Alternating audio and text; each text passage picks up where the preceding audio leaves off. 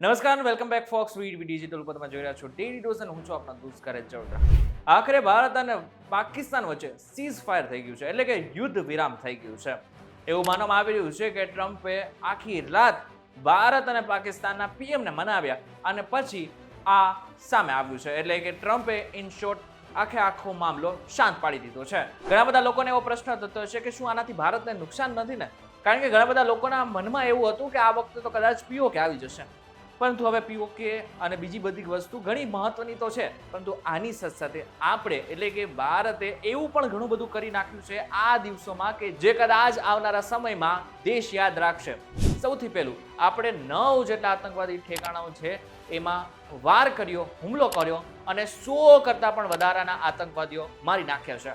બીજું અને સૌથી મહત્વનું, અત્યારની જે પરિસ્થિતિ છે એ પ્રમાણે આપણે સિંધુ જળ સંધિ આજે પણ રદ કરેલી છે, એટલે કે આગળના સમયમાં પણ એનું પાણી પાકિસ્તાનમાં નહીં જાય તો ક્યાં જશે?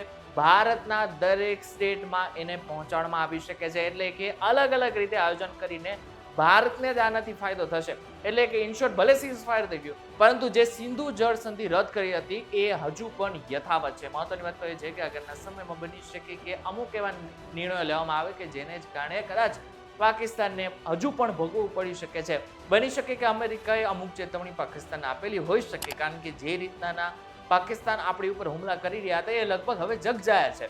હવે પાકિસ્તાનને ખબર પડી ગઈ હશે કે ભારત સાથે પંગો લેવો એ એમની કેવડી મોટી ભૂલ હતી.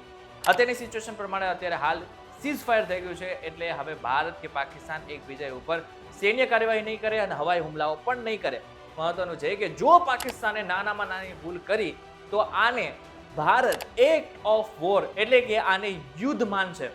આતંકવાદી કોઈ પણ ગતિવિધિ કરશે એને પણ એક્ટ ઓફ વોર એટલે કે યુદ્ધ માનશે અને એ પ્રમાણે જ કાર્યવાહી કરશે. ઇન શોર્ટ જો જોવા જાય તો અત્યારે સીઝ ફાયર થઈ ગયું છે અને પડઘા લગભગ દુનિયામાં બાકી ગયા છે, કદાચ તમારા સુધી પણ પહોંચી ગયા છે, પરંતુ હજુ પણ તમે એવું માનતા હોય કે ભારતે આ કરીને ભૂલ કરી છે તો આ ખોટું છે. પરંતુ જો એક યુદ્ધ થાય તો એમાં કરોડો રૂપિયા બગડતા હોય છે, લાખો લોકોના મોત પણ થઈ શકતા હોય છે.